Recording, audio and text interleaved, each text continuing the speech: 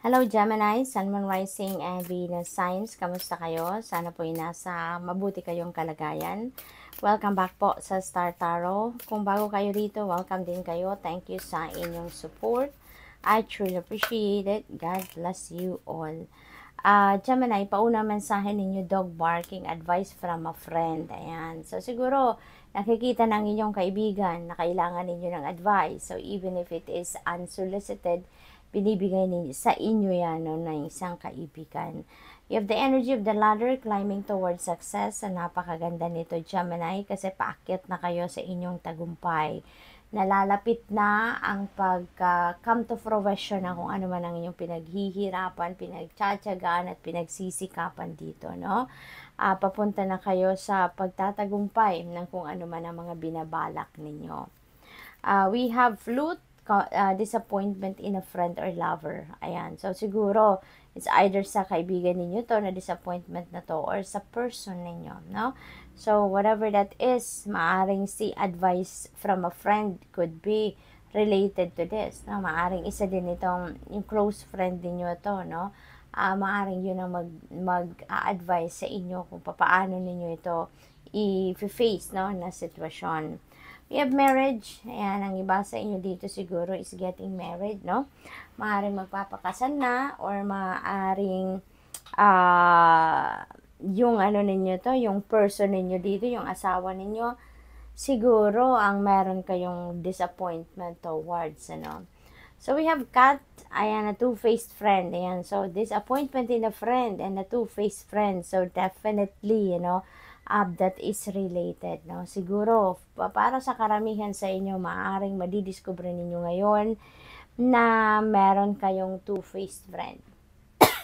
Kaya siguro madidisappoint kayo kasi kung tinuring nitong tunay na kaibigan, tinuring ninyo itong malapit talaga sa puso ninyo, pinagkatiwalaan ninyo, pero ngayon maaaring may sitwasyon wherein madidiscover ninyo na hindi pala siya sincere sa'yo, hindi ka pala niya tinuturing na tunay na kaibigan. What else? We have owl, good advice from a wise person. Ayan, so maaaring iba din na tao ito mag-a-advise sa inyo. No? So maaaring ano na to, matured, emotionally matured person or siguro matured by age na ang taong ito kaya very wise na siya. What else? We have handshake. A meeting with a stranger could be important. Ayan. So, meron kayong mamimit dito, no? You're networking dito. You're expanding your horizon.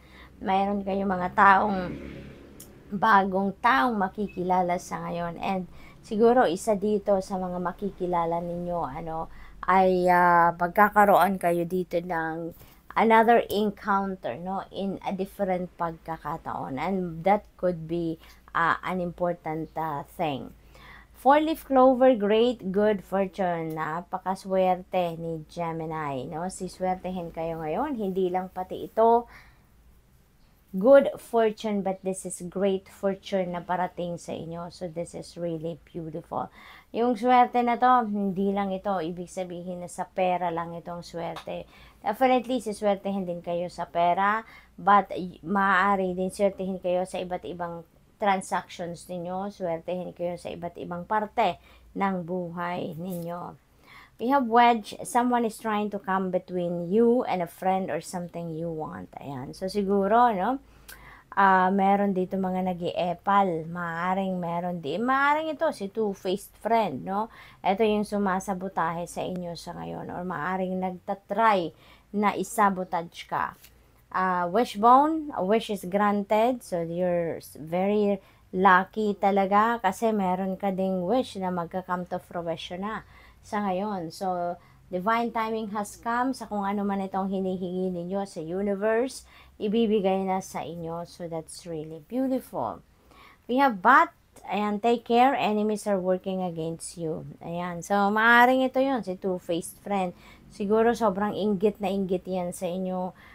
Nalaman na niya, no, sa pakikipagkaibigan, no, pakikipag-false kaibigan niya sa'yo. Siguro marami itong napulot na impormasyon from you. Kaya mas lalo siyang naiinggit sa'yo, mas lalo siyang naiinis sa'yo. Kaya kung ano-ano siguro ang pinaplano nito against you, ano, baka naggagawa ito ng kwento, fake news, mga ganon, para isabotage ka, no, out of inggit. We have flowers, wag kang mag-alala dahil magiging masaya ka din, no? So, most likely, hindi ka rin maaapektuhan ng kung ano-ano mga ginagawa ng mga tao ito sa paligid ninyo. You are focusing on your blessings, no? You're focusing on your happiness sa ngayon, which is really good, no? Doon lang kayo lagi sa positibo, doon kayo sumandal sa kung ano ang positibong pangyayari sa buhay ninyo. And ipagdasal nyo na lang yung mga taong ito na walang magawa, no, na mabuti towards you. So just pray for them because for sure they don't know what they are doing. Otherwise, hindi sila mag-iisip or hindi sila magpaplano ng masama or hindi maganda towards you or other people. So good luck, Gemini, and that's all I have for you for today. Thank you for watching. Love and light. Namaste. Hello Libra, Sun, Moon, Rising, and Venus signs. Kamusta kayo? Sana po nasa mabuti kayong kalagayan.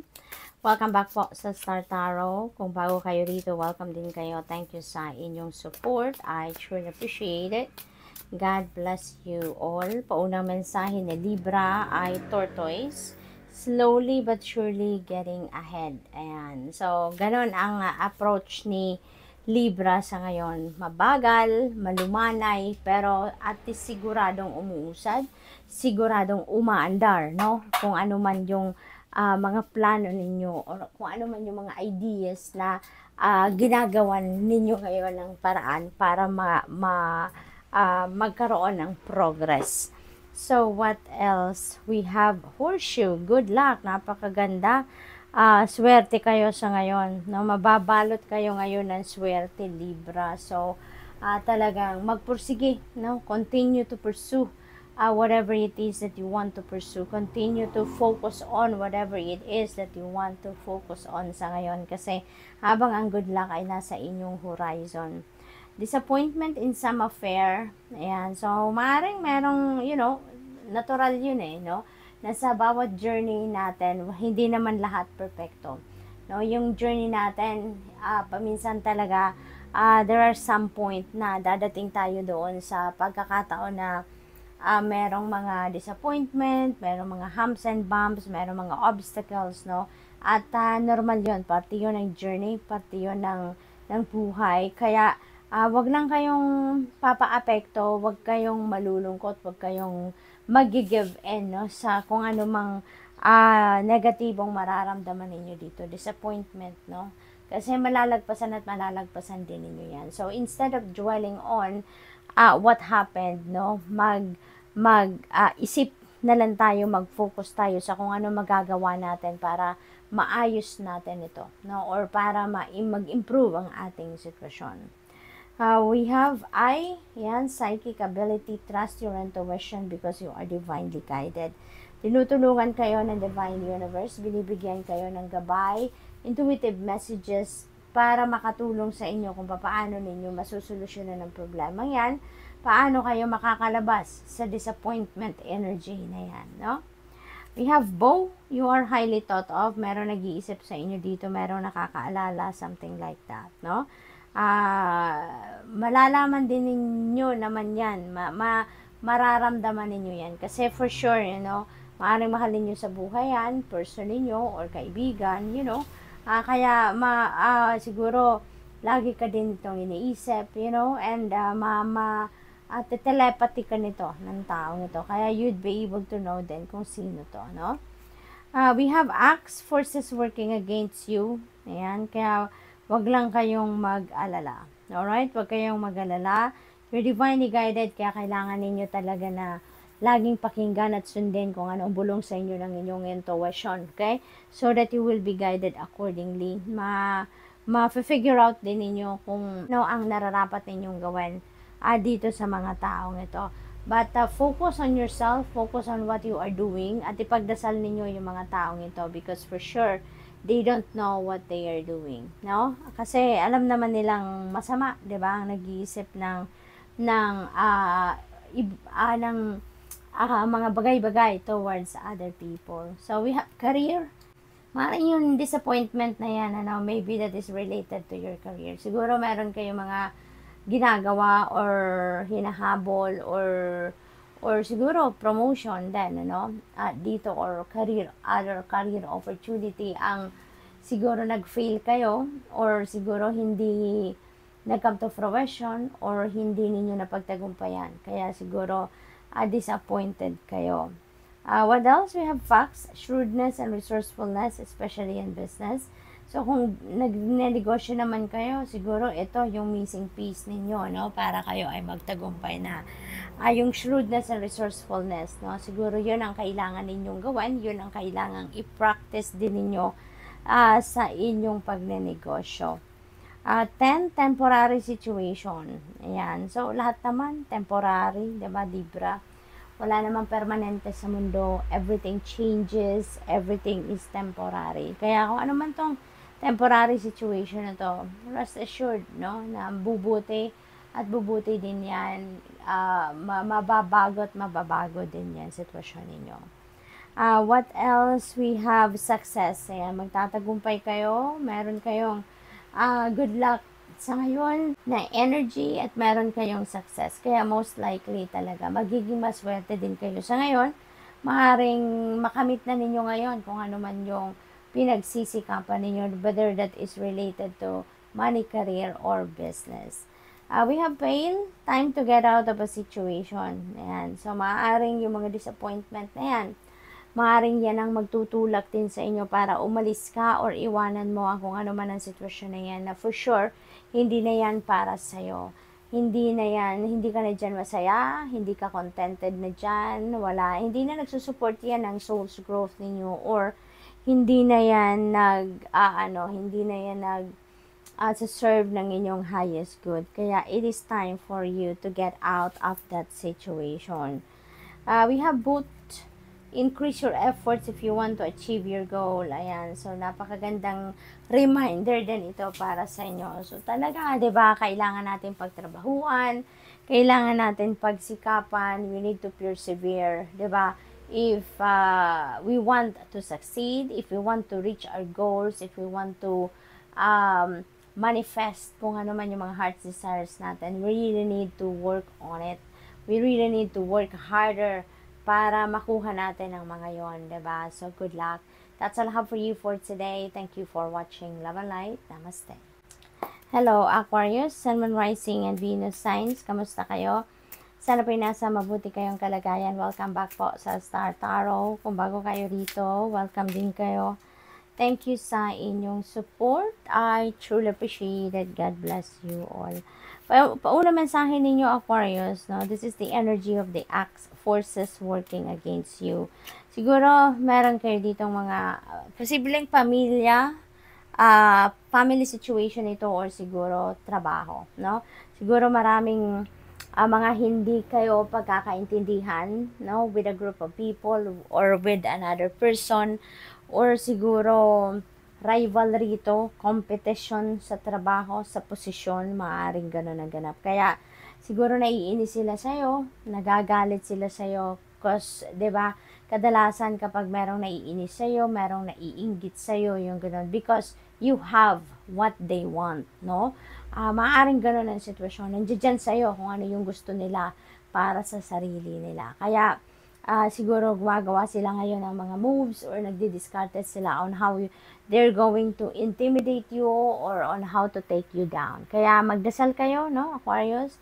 Ipagdasal ninyo mga taong ito because they don't know what they are doing. Otherwise, di ba, at least sana may takot sila sa puso nila na nag-iisip sila or gumagawa sila ng hindi maganda towards other people. Because karma is always at play. Let's always remember that. Karma is always at play. Diba? Hindi natutulog ang Diyos, hindi natutulog ang karma. Lagi-lagi, no? Kung anong klaseng energy ang nilalabas natin sa universe, that is exactly what is coming back sa atin. Kaya masama ang nag-iisip talaga ng hindi maganda or gumagawa ng hindi maganda towards other people because one day, diba?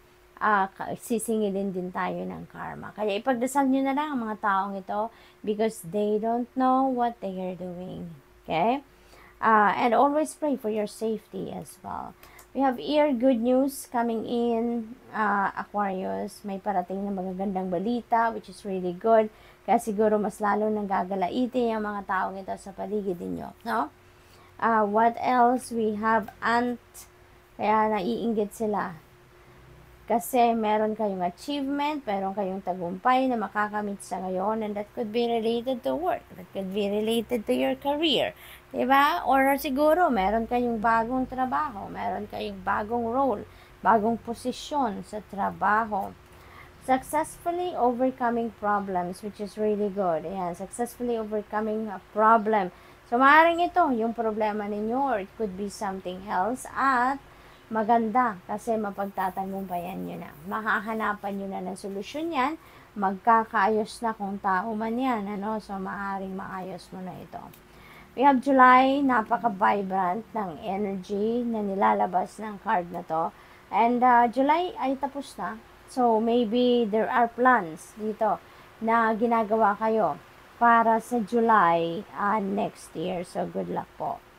We have dog barking, advice from a friend. Ayan, so merong advice dito na matatanggap kayo, Aquarius, from kaibigan. So maybe yung balitang ito, maaaring related dito sa advice na to ng iyong kaibigan, no?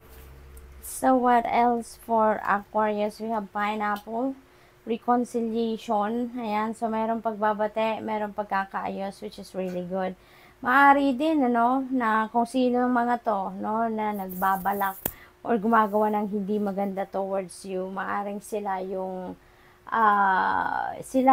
ano dito, yung involved dito sa reconciliation na to. So, siguro magkakaayos na din kayo. Eventually, magkakausap siguro kayo dito. Kaya, medyo, ayun, siguro gaganda na rin ang inyong sitwasyon with them. Kasi maaring meron dito ng pagkakaintindihan, no? Mapapatch up na siguro ninyo kung ano man ang problema.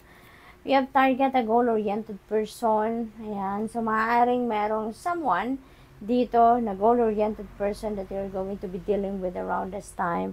Posible din na kayo yan na goal-oriented person and you're being reminded na Aquarius, you are a goal-oriented person. Kaya nararapat lang na mag-focus ka lang, no, sa kung ano ang